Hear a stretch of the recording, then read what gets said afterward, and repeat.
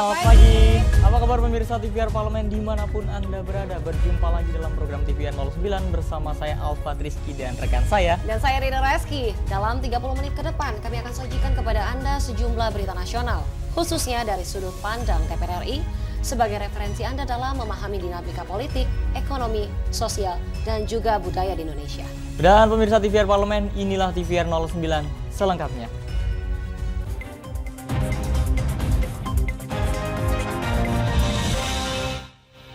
Pemirsa, menanggapi pro kontra terkait penunjukan perwira TNI Polri sebagai penjabat kepala daerah, Komisi 2 DPR RI meminta Kementerian Dalam Negeri melakukan sosialisasi terkait dasar hukum pembentukan pejabat dan harus memperhatikan syarat kualifikasi sesuai dengan ketentuan peraturan perundang-undangan. Ya, mereka mestinya membaca misalnya Undang-Undang 5 2014 pasal 20 ya tentang ASN, terus Undang-Undang TNI 34 204 nomor 2 202 tentang Polri, itu kan sudah selesai, termasuk putusan MK nomor 15. Bagaimana tentang Brigjen Andi misalnya, ya menjadi penjabat Bupati di Seram bagian Barat. Apa dasarnya? Tentu antisipatif konflik, kan begitu Pak. Nah, jadi saran kami dari Komisi 2 supaya Kemendagri dibantu oleh kementerian lain, Pak, bisa melakukan sosialisasi mengenai penjabat ini, termasuk tentang TPA.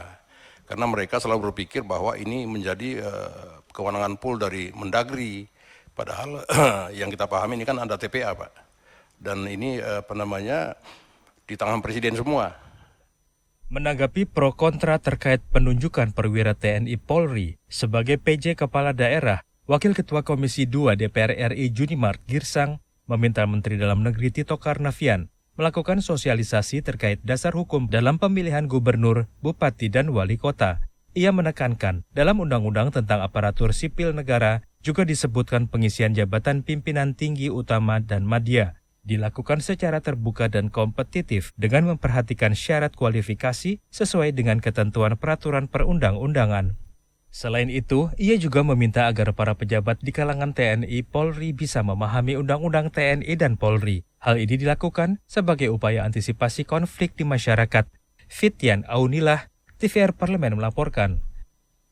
Kita beralih ke berita selanjutnya, pemirsa, dari Komisi 1 DPR RI yang meminta pemerintah untuk mengintensifikasikan sosialisasi imigrasi analog switch off dan juga pembagian set-top box ke seluruh lapisan masyarakat yang berhak menerima, sehingga pelaksanaan imigrasi dapat berjalan dengan target yang telah ditetapkan. Komisi 1 DPR RI meminta pemerintah untuk mengintensifkan sosialisasi migrasi analog switch off atau ASO dan pembagian set-top box ke seluruh lapisan masyarakat yang berhak menerima, sehingga pelaksanaan migrasi dapat berjalan sesuai target yang ditetapkan. Anggota Komisi 1 DPR RI Rizky Aulia Rahman Natakusuma mengatakan, migrasi analog switch off menuju digital merupakan sebuah revolusi dalam teknologi penyiaran di Indonesia. Lebih lanjut, Rizky Natakusuma menilai sejauh ini sosialisasi kepada masyarakat terhadap penerapan TV digital masih dirasa sangat minim. Paparan dari Biro TVRI sendiri di sini kemarin menyatakan bahwa banyak device-nya atau banyak dari barang tersebut, set-top box tersebut yang tidak bisa digunakan oleh masyarakat. Salah satu catatannya adalah kabelnya colokannya HDMI katanya Pak, atau HDMI. Saya mohon klarifikasi dari Pak Menteri. Kalau HDMI itu mungkin kalau di TV saya bisa Pak, tapi kalau di Pandeglang rata-rata itu masih pakai TV 14 inch. Itu gimana mau pakai kabel HDMI? RCA. Jadi yang saya takutkan karena semangat kita di awal itu tinggi bahwa ini pertama jangan sampai salah sasaran. Kedua, jangan sampai device yang diberikan itu, STB itu tidak selaras atau tidak nyambung dengan alat yang atau TV yang dimiliki oleh masyarakat di desa-desa ini, Pak. Mario, TVR Parlemen melaporkan. Pemirsa, Komisi 4 DPR RI meminta Kementerian Lingkungan Hidup dan Kehutanan menerapkan ekonomi sirkular sebagai solusi penanganan sampah. Dan informasi selengkapnya pemirsa sesaat lagi. Tetaplah bersama kami di TVR 09.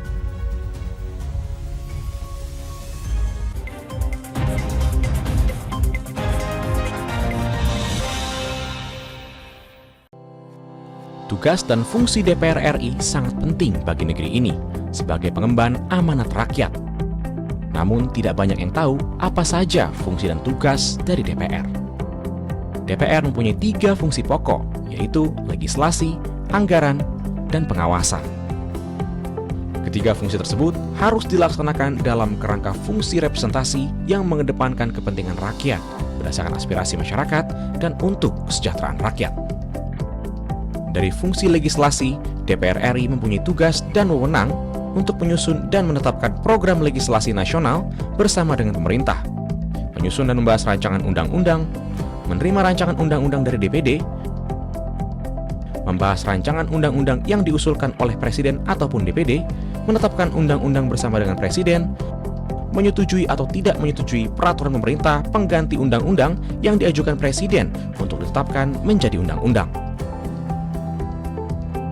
Sementara, fungsi anggaran membahas dan memberikan persetujuan atau tidak memberikan persetujuan terhadap rancangan undang-undang tentang APBN yang diajukan Presiden, memperhatikan pertimbangan DPD atas rancangan undang-undang tentang APBN dan rancangan undang-undang terkait pajak, pendidikan, dan agama, menindaklanjuti hasil pemeriksaan atas pengelolaan dan tanggung jawab keuangan negara yang disampaikan oleh BPK, memberikan persetujuan terhadap pemindahantanganan aset negara maupun terhadap perjanjian yang berdampak luas bagi kehidupan rakyat yang terkait dengan beban keuangan negara.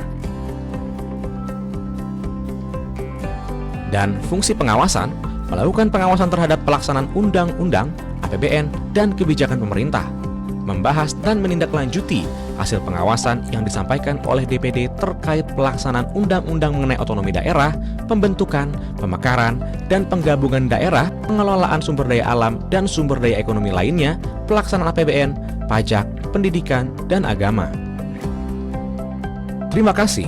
Video ini dipersembahkan oleh TV dan Radio Parlemen, Biro Pemerintahan Parlemen, Sekretariat Jenderal, dan Badan Keahlian DPR RI.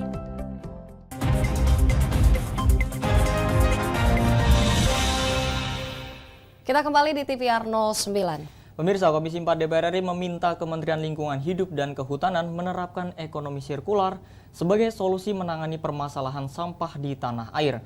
Konsep ekonomi sirkular adalah mengubah limbah menjadi keuntungan sehingga dapat menjadi peluang ekonomi baru bagi masyarakat.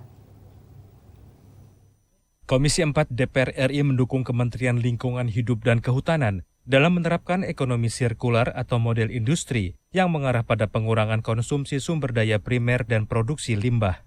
Berdasarkan laporan National Plastic Action Partnership atau NPAP Indonesia, investasi ekonomi sirkular memberikan nilai manfaat hingga mencapai 10 miliar US dollar atau setara 144 triliun rupiah per tahun hingga 20 tahun ke depan. Anggota Komisi 4 DPR RI Sutrisno memaparkan, selain menjadi peluang ekonomi baru bagi masyarakat, ekonomi sirkuler juga menjadi upaya untuk menangani permasalahan sampah di Indonesia, khususnya di sejumlah daerah. Itu kan untuk meningkatkan keberdayaan masyarakat dalam mematakan sampah dan limbah. Kami juga sangat berharap betul nih, dengan ekonomi sirkuler, masyarakat dengan berinovasi mampu memanfaatkan sampah untuk hal yang produktif. Mestinya ini ditularkan ke daerah-daerah. Sampah di daerah-daerah berserakan. Anggaran sepertinya hanya mengalir di kementerian. Tapi bagaimana mendorong pemerintah daerah untuk bisa membersihkan sampah-sampah itu? Hanya dengan cara mendukung supaya terbangun ekonomi sirkuler itulah sesungguhnya menangani persampahan. Pada tahun 2019, pemerintah Indonesia mengeluarkan Peraturan Menteri LHK nomor 75 tahun 2019 tentang peta jalan pengurangan sampah sebesar 30% pada tahun 2029. Sutrisno berharap Peraturan Menteri LHK ini menjadi landasan untuk mendukung penerapan ekonomi sirkuler di Indonesia secara menyeluruh. Ken Suwari, TVR Parlemen melaporkan. Komisi 2 DPR RI meminta Kementerian ATR BPN untuk menindaklanjuti persoalan sertifikat tanah fiktif dan juga melakukan audit implementasi atas program pendaftaran tanah sistematis lengkap atau PLSL. Wakil Ketua Komisi 2 DPR RI Junimart Girsang menyampaikan bahwa terdapat dugaan 12.000 sertifikat milik masyarakat hasil program pendaftaran tanah sistematis lengkap atau PTSL di Deli Serdang, Sumatera Utara yang disalurkan kepada penerima fiktif. Untuk itu, Junimar meminta Kementerian Agraria dan Tata Ruang, Badan Pertanahan Nasional atau ATR BPN untuk mencermati kasus tersebut. Junimar Girsang meminta Kementerian ATR BPN untuk menindaklanjuti persoalan sertifikat tanah fiktif dan melakukan audit implementasi atas program PTSL. Junimar juga meminta untuk mencermati masalah tersebut dan segera merealisasikan penyaluran 12.000 sertifikat PTSL pada warga yang menjadi korban. Lebih kurang 12.000 ya sertifikat itu diterima oleh orang yang tidak berhak alias fiktif. Itu fiktif dan orang-orangnya ada. Ya, sampai hari ini masyarakat yang betul-betul mendaftar itu lebih kurang 12.000 orang ya tidak pernah menerima sertifikat. Mereka sudah bolak-balik ke Deli Serdang. Mereka sudah bolak-balik ke Kakan Kota Medan, tetapi tidak ada jawaban yang jelas mengenai itu. Komisi 2 DPR RI berharap Kementerian ATR BPN bisa segera mengatasi persoalan ini, mengingat PTSL merupakan program penting yang dapat memberikan kepastian hukum bagi masyarakat. Selain itu, sertifikat tanah diharapkan dapat mempermudah akses masyarakat kepada lembaga keuangan formal sehingga inklusi keuangan semakin meningkat. Finita, TVR Parlemen melaporkan. Masih dari Komisi 2 DPR RI, pemirsa, Komisi 2 DPR RI meminta Kemendagri meningkatkan pelayanan publik, khususnya persoalan terkait data kependudukan serta teknis pengelolaannya, guna mendapatkan kepercayaan dari masyarakat serta mencegah praktik suap dan korupsi.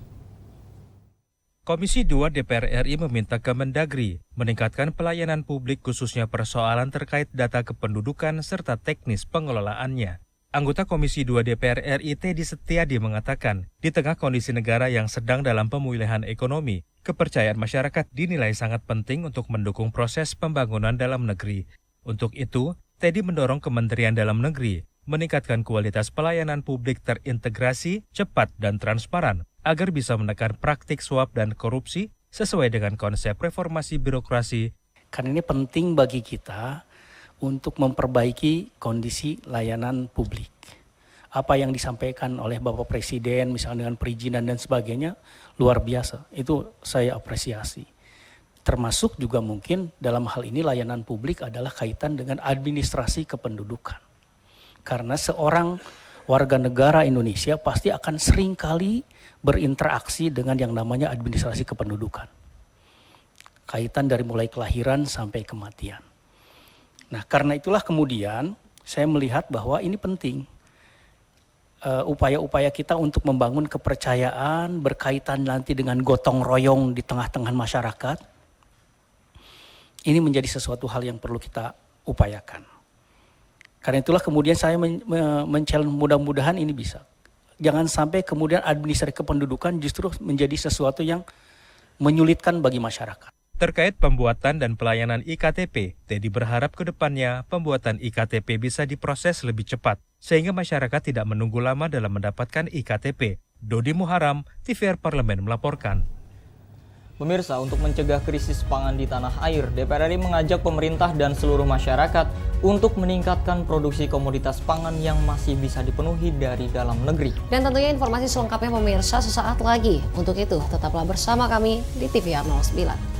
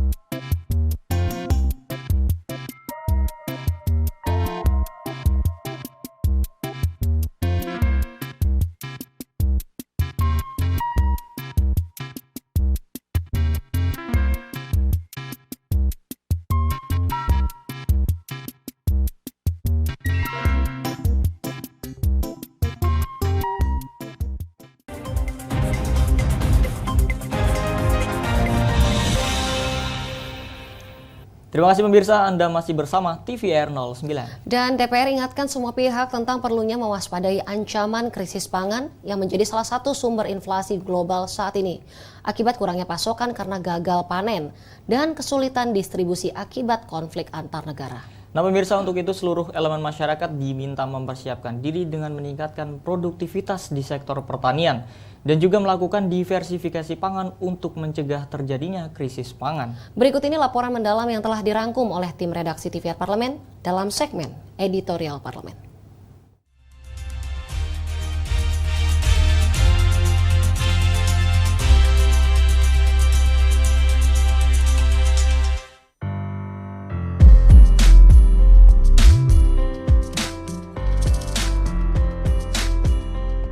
Wakil Ketua DPR RI Rahmat Gobel mengajak pemerintah dan seluruh masyarakat meningkatkan produksi komoditas pangan yang masih bisa dipenuhi dari dalam negeri, seperti daging, susu, dan kacang kedelai. Hal ini penting dilakukan untuk menangkal ancaman krisis pangan. Menurut Gobel, ke depan urusan pangan akan menghadapi tantangan akibat perubahan iklim dan juga akibat konflik global. Saat ini, harga kebutuhan pangan relatif tinggi akibat kekurangan pasokan karena gagal panen dan kesulitan distribusi akibat konflik antar negara. Wakil Ketua DPR RI bidang Korinbang Rahmat Gobel mendukung inovasi mie berbahan baku singkong yang digagas oleh Ikatan Persaudaraan Haji Indonesia. Inovasi mie berbahan lokal ini sangat strategis, mengingat dunia saat ini sedang dihadapkan pada masalah ketersediaan pangan. Ini sesuatu terobosan yang luar biasa. Dan ini juga merupakan, dan Indonesia ini kan potensi pasar yang besar, yang saya kira ini produk akan menjadi produk yang sangat potensial. Tidak hanya untuk urusan pangan, tetapi ini juga akan bisa menggerak sektor usaha kecil menengah. Ya, nanti kan juga para petaninya juga akan bisa dikembangkan karena ini dibuat dari singkong, murni singkong, dan ini bisa mendorong pertanian kita. Pimpinan IPHI Ismet Hasan Putro mengatakan, mie haji berbahan singkong ini merupakan bentuk kemandirian umat dalam sektor pangan dan juga sektor ekonomi. Karena mayoritas anggota IPHI merupakan wira swasta, pedagang, petani, dan pengusaha. Ini bagian dari upaya kami untuk mensinergikan jaring-jaring alumni haji yang punya potensi untuk menjadi kekuatan umat ke depannya. Nah, kita juga sudah bersinergi dengan perbankan untuk membackup langkah kita ke depan. Jadi insya Allah prospek kami dengan pasar yang captive dari alumni haji sebanyak 10 juta orang lebih dan calon jamaah haji 5,2 juta lebih itu merupakan potensi pasar yang sangat luar biasa. Nah, Anggota Komisi 11 DPR RI Charles Mekiansah mengatakan, lahan pertanian yang ada saat ini perlu dimaksimalkan. Selain itu, petani juga perlu diperkenalkan pada teknologi agar memudahkan mereka dalam bercocok tanam. Kita tahu UMKM, unit mikro dan lain-lain juga mereka punya. Nah, akses yang semacam itu harusnya mereka dipermudah. Ketika mereka punya usaha, mereka punya pangsa pasar yang jelas, mereka punya manajemen yang baik, saya pikir Himbara harus benar-benar hadir dan dilibatkan. Dan itu merupakan kehadiran negara terhadap sektor-sektor yang berpotensi meningkatkan pertumbuhan dan tentunya juga menciptakan lapangan pekerjaan yang jauh lebih banyak. Sementara itu, untuk mendukung kemandirian pangan, anggota Komisi 4 DPR RI Daniel Johan mengatakan, program diversifikasi pangan perlu digalakan kembali. Selain diversifikasi pangan, pemerintah perlu mengoptimalkan sumber daya perikanan dan kelautan untuk alternatif sumber makanan bergizi bagi masyarakat. Yang terbiasa makan singkong, yang terbiasa makan jagung, yang terbiasa makan sagu, itu kita harus dorong sebagai diversifikasi pangan. Sehingga jangan semuanya hanya pada satu bahan pokok. Anggota Komisi 6 DPR RI Melani Leimena Suharli menghimbau masyarakat memulai penggunaan produk lokal serta mengkonsumsi dan menanam komoditas pangan di pekarangan rumah mereka sebagai bentuk antisipasi krisis pangan. Mungkin saatnya untuk bersama-sama untuk meneliti mana-mana produk-produk pangan yang bagus untuk dikembangkan, yang lahannya juga cocok untuk dikembangkan. Kan banyak daerah-daerah kita konsentrasikan untuk menanam apa yang diperlukan. Permasalahan pangan harus disikapi secara serius oleh pemerintah karena ini menyangkut ketahanan nasional. Tidak sedikit negara yang jatuh karena tidak mampu menyediakan pangan untuk rakyatnya. Untuk itu, langkah-langkah konkret yang harus dilakukan untuk mencegah krisis pangan adalah memperbanyak produksi pangan dalam negeri serta mencari makanan pokok alternatif yang cocok bagi masyarakat Indonesia. Tim Liputan TVR Parlemen melaporkan.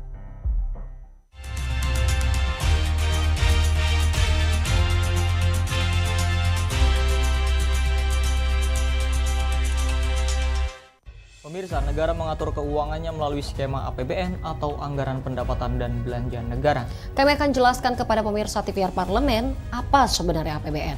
Untuk itu tetaplah bersama kami di TVR 09.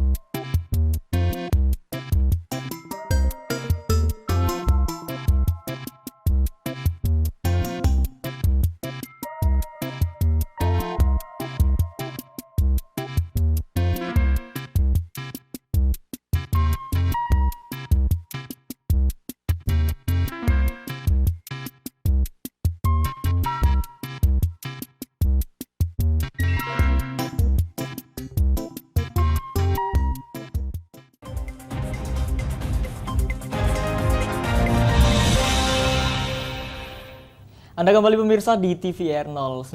Dalam kehidupan bernegara, setiap negara tentunya perlu mengelola keuangan dengan baik. Indonesia mengatur keuangan melalui APBN, yakni Anggaran Pendapatan dan Belanja Negara yang disusun pemerintah bersama DPR RI. Nah pemirsa, apa sebetulnya APBN dan bagaimana pengelola keuangan negara agar tetap terjaga antara pendapatan dan belanja negara? Dan berikut ini pemirsa penjelasan lengkap soal APBN bersama rekan kami, Anggun Oktarini.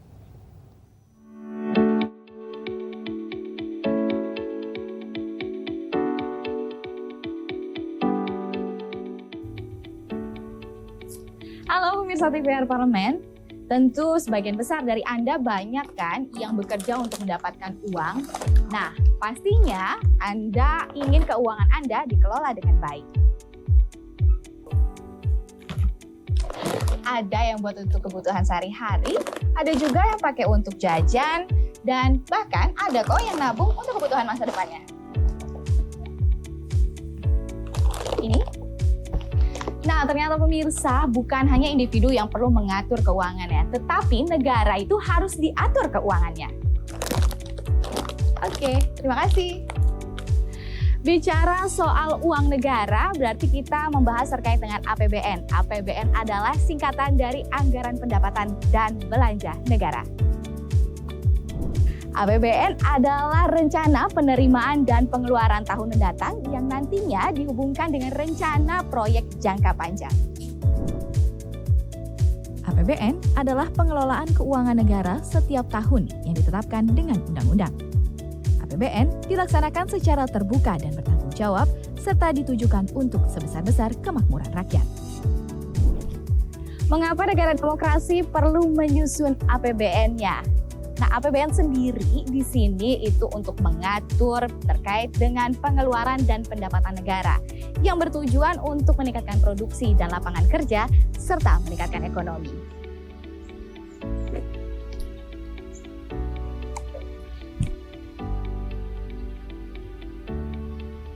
Secara teori, di mana ekonomi meningkat, pastinya masyarakat akan ikut sejahtera. Dalam APBN terdapat istilah siklus APBN, di mana di dalamnya terdapat perencanaan, pelaksanaan, pengawasan, dan juga pertanggungjawaban yang melibatkan pemerintah dan DPR RI. Siklus dalam 1 tahun APBN terdiri dari 1. Pembicaraan pendahuluan termasuk penyusunan rencana kerja. 2. Pembahasan dan penetapan RAPBN. 3. Pembahasan laporan semester 1 dan prognosis 6 bulan berikutnya. 4.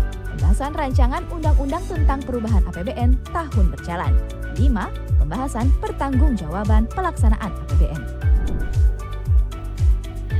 Berdasarkan Undang-Undang tahun 1945, DPR RI memiliki 3 fungsi, diantaranya yaitu fungsi legislasi, fungsi penganggaran, dan juga fungsi pengawasan. Nah, kalau soal APBN, tentunya DPR RI berada di fungsi anggaran. Terkait dengan fungsi anggaran, DPR RI memiliki tugas dan wewenang. Di antaranya, memberikan persetujuan atas rancangan undang-undang tentang APBN yang diajukan Presiden. Memperhatikan pertimbangan DPD atas rancangan undang-undang tentang APBN dan rancangan undang-undang terkait pajak, pendidikan, dan agama. Menindaklanjuti hasil pemeriksaan atas pengelolaan dan tanggung jawab keuangan negara yang disampaikan oleh BPK. Memberikan persetujuan terhadap pemindahtanganan aset negara maupun terhadap perjanjian yang berdampak luas bagi kehidupan rakyat yang terkait dengan beban keuangan negara.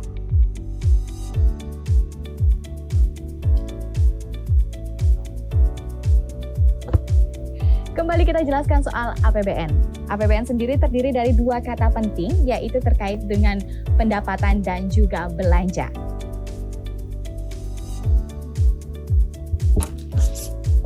Kita jelaskan soal pendapatan dahulu, pemirsa. Nah, negara kita ini memiliki 3 sumber pendapatan. Di antaranya yaitu penerimaan pajak, penerimaan negara bukan pajak, dan hibah. Seperti yang pemirsa tahu, dunia diterpa pandemi yang mengakibatkan berkurangnya kegiatan ekonomi masyarakat. Ini mengakibatkan penerimaan negara menjadi turun jika diukur dari sebelum pandemi. Namun, dari data Kementerian Keuangan, pendapatan Indonesia dari tahun 2020 sudah semakin meningkat kembali. Kalau sudah bicara soal pendapatan, bagaimana soal belanja negara? Belanja negara atau bisa disebut juga dengan belanja pemerintah pusat, ini terdapat dalam 8 kategori. Berdasarkan Peraturan Menteri Keuangan tentang klasifikasi anggaran, belanja pemerintah pusat dapat diklasifikasikan ke dalam 8 kategori jenis belanja. Di antaranya, belanja pegawai, belanja barang, belanja modal, belanja pembayaran bunga hutang, belanja subsidi, belanja hibah, belanja bantuan sosial, serta belanja lain-lain. Pemirsa TVR Parlemen, tentu Anda sudah paham kan bagaimana proses kerja dari APBN. Jangan lupa untuk saksikan TVR Parlemen untuk menambah informasi Anda. TVR Parlemen, referensi Indonesia.